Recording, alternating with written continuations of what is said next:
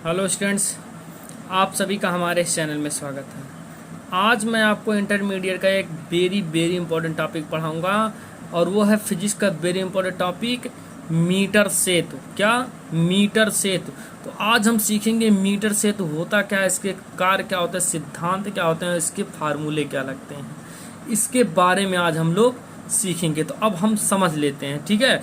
देखिए, इसमें पहले मीटर सेतु समझ लेते हैं। अब मीटर सेतु क्या होता है, जैसे किसी चालक तार का प्रतिरोध ज्ञात करने के लिए हम मीटर सेतु का प्रयोग करते हैं, ठीक है। मीटर सेतु एक सुग्राही यंत्र है, ठीक है। तो इतना हमने समझ लिया कि मीटर सेतु क्या होता है, किसी चालक का प्रतिरोध ज्ञात करने के लिए मीटर सेतु का प्रयोग करते हैं। और मीटर सेतु एक सुग्राही है, सुग्राही यंत्र है, ठीक है ना।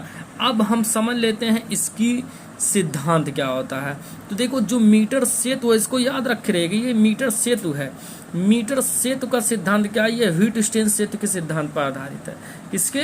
व्हीटस्टेन सेतु के सिद्धांत पर। आप लोग व्हीटस्टेन सेतु का सिद्धांत पीछे देख सकते हैं, ठीक है ना। अब देखिए, आगे समझ लीजिए। तो समझिए, देखिए, अगर मैं इसकी रचना के बारे में बात करूं, क्या रचना के बारे में कि मीटर सेतु क्या है, तो समझिए। देखिए, मीटर सेतु जो होता है, ठीक है, इसमें यल आकार की, इसे ध्यान से देखिए। तो ये इतना क्या है, एक यल आकार की है कि नहीं, एक इधर भी देख सकते हैं, ये भी क्या है, यल आकार की धातु की दो पतली पट्टियां लगी होती हैं। देखिए, ये दोनों क्या है, यल आकार की है ना, ठीक है।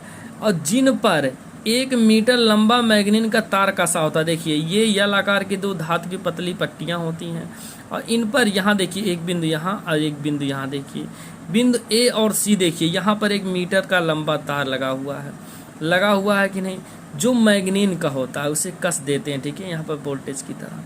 तथा तार का क्षेत्रफल, ये जो तार है इसका जो क्षेत्रफल होता है प्रत्येक स्थानों पर समान होता है। समझ गए ना? फिर से एक बार समझ लेते हैं। मीटर सेतु में यल आकार की, देखिए यल आकार की यहाँ से लेकर यहाँ तक, ये भी देखिए यहाँ से लेकर यहाँ तक, यल आकार की दो पतली पट्टियां होती हैं जिन पर 1 मीटर का लंबा मैग्नीन का तार कसा होता है और इस तार का क्षेत्रफल प्रत्येक स्थान पर एक समान होता है, ठीक है।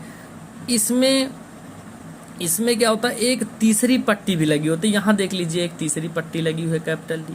यहाँ इसमें क्या होता है, एक तीसरी पट्टी कैपिटल जी लगी होती है, ठीक है। और जिससे एक धारा मापी, यहाँ देखिए कैपिटल जी है, एक धारा मापी संट सरपी जुड़ी होती है। और जो ये जुड़ा होता है तार, ठीक है, इस तार को हम लोग कहीं भी इस पे खिसका सकते हैं, ठीक है। इस चीज को समझ गए। एक बार आप फिर से समझ लीजिए। देखो, मीटर सेतु जो होता है इसमें यल आकार की दो धातु की पतली पट्टियां लगी होती हैं जिन पर 1 मीटर का लंबा मैग्नीन का तार, जैसा कि मीटर देख सकते हैं, 1 मीटर लंबा मैग्नीन का तार कसा होता है और इस तार का क्षेत्रफल जो होता है प्रत्येक स्थान पर एक समान होता है। और इसमें एक तीसरी पट्टी कैपिटल डी भी लगी होती है, ठीक है। और जिससे क्या होता है, एक धारा मापी, देखिए यहाँ जुड़ा गया है, संट से हम लोग जोड़ देते हैं। और ये जो तार होता है, इस तार को हम लोग कहीं भी, जैसे ये जो तार है ना, बिंदु बी दिख रही है, इसे हम कहीं भी खिसका सकते हैं, ठीक है। तो ये तो थी इसकी रचना।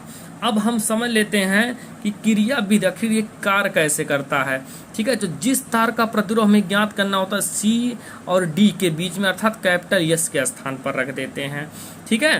क्या करते हैं, जिस तार का प्रतिरोध हमें ज्ञात करना होता है उसे हम कैपिटल एस अर्थात सी और डी के बीच में रिक्त स्थान जो रहता है, अर्थात बोले तो यस, ये इसी पर हम लोग क्या करते हैं, उसे रख दे देते हैं। और जो ये कुंजी होती है इसे बंद कर देते हैं। कुंजी बंद करने का मतलब क्या होता है, ऑन कर दिया जाता है, बंद कर देते हैं, जिससे धारा का प्रवाह होने लगता है। यहाँ पर बैटरी लगी है जिससे हम धारा का प्रवाह क्या होता है, होने लगता है। और सर्पी कुंजी को देखिए, ये जो सर्पी कुंजी है, सर्पी कुंजी को क्या कर दिया जाता है, धारा मापी शून्य कर देते हैं, ठीक है। इसका धारा मापी क्या कर देंगे, शून्य कर देंगे। अब क्या करेंगे, जो ये ए है और बी है और जो सी और डी है, इसे हम लोग क्या करेंगे, ये जो प्रतिरोध बॉक्स है, ठीक है, ये प्रतिरोध बॉक्स है।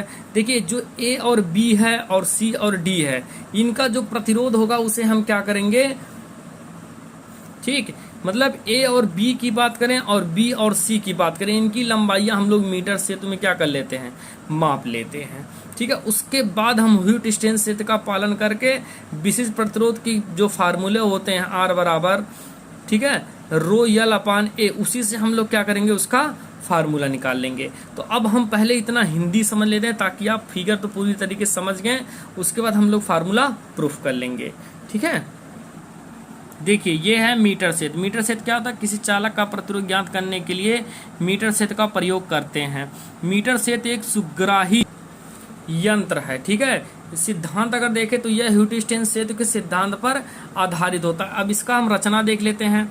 ठीक है, अगर लॉन्ग क्वेश्चन में आता तो इतना पूरा लिखना पड़ेगा आपको। देखिए, मीटर सेतु में एक यल आकार की धातु की दो पतली पट्टियां होती हैं जिन पर 1 मीटर लंबा मैग्नीन का तार कसा होता है तथा तार का क्षेत्रफल सभी स्थानों पर एक समान होता है।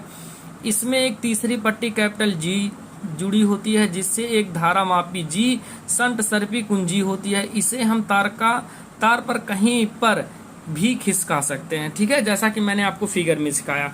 अब इसकी हम क्रियाविधि देख लेते हैं। देखिए क्रियाविधि क्या होती है, जिस तार का प्रतिरोध ज्ञात करना होता है उसे सी डी, यहाँ पर देख सकते हैं ये है इतना सी और ये है डी। ठीक है, सी डी के बीच रिक्त स्थान में जोड़ देते हैं, कुंजी के को बंद कर देते हैं जिससे धारा का प्रवाह होने लगता है। सर्पी कुंजी को जिस धारा मापी, ठीक है, मतलब सर्पी कुंजी को जिसका धारा मापी हम लोग क्या करते हैं, शून्य कर देते हैं। अब ए बी और बी सी की लंबाइयां मीटर पैमाने पर पढ़ लेते हैं, तब ह्यूट-स्टैंड सेतु से।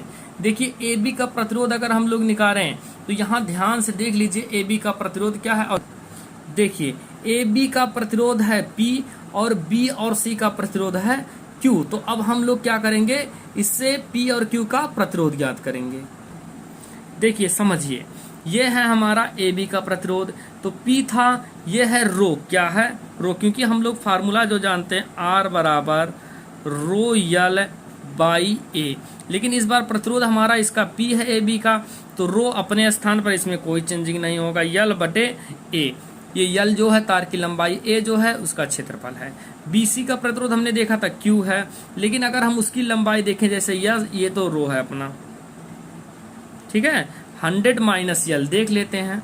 देखिए AB की लंबाई स्मॉल यल है और BC की लंबाई कितना, 100 माइनस यल। तो देखिए हमने इतना वैल्यू लिख लिया, इससे समीकरण 1 बना दिया, इसे समीकरण 2। अब हमने क्या किया, समीकरण 1 को समीकरण 2 से भाग दे दिया। ठीक है, इसे याद, इसे हिंदी लिख लेंगे, समीकरण 1 को समीकरण 2 से भाग देने पर देखिए इस साइड में P बटे Q आ जाएगा। इस साइड में अगर देखें तो ये रो से रो कट जाएगा, A से A कट जाएगा, ऊपर बचेगा यल बटे 100 माइनस यल, जैसा कि यहाँ है। ठीक है ना, देखो हमने भी इससे भाग दे दिया है, तो यहाँ बच गया P बटे Q इक्वल टू यल बटे 100 माइनस यल। अगर हम ह्यूट-स्टैंड सेतु से देखें तो ह्यूट-स्टैंड सेतु तो हमने पढ़ा था, तो ये हमने पढ़ा था P बटे Q इक्वल टू R बटे S। ध्यान से देखिए, ये है P बटे Q, इसका मान हम R बटे S लिख सकते हैं कि नहीं, देखो हमने वही लिख दिया। ये देखो यल बटे 100 माइनस यल बराबर R बटे क्या लिख दिया, यस। अब देखो यस का मान निकालना है तो यस को इधर कर देते हैं, इसका तिर्यक गुणा कर देंगे तो यस बराबर R 100 माइनस यल बटे यल आ जाएगा। यहाँ जो यस होता है ज्ञात प्रतिरोध है, ये जो तार आर होता है आर वाहतम प्रतिरोध है, ये तो 100 माइनस यल लंबाइयाँ हो जाएंगी, ये भी लंबाई है। तो ये था ह्यूट-स्टैंड सेतु का कार्य सिद्धांत और उसकी क्रियाविधि, और ये फार्मूला, इस फार्मूले से न्यूमेरिकल भी लगते हैं। ठीक है, तो इसी प्रकार का वीडियो पाने के लिए आप लोग हमारे चैनल को लाइक, सब्सक्राइब और शेयर करना ना भूलें। वीडियो देखने के लिए धन्यवाद। जय हिंद।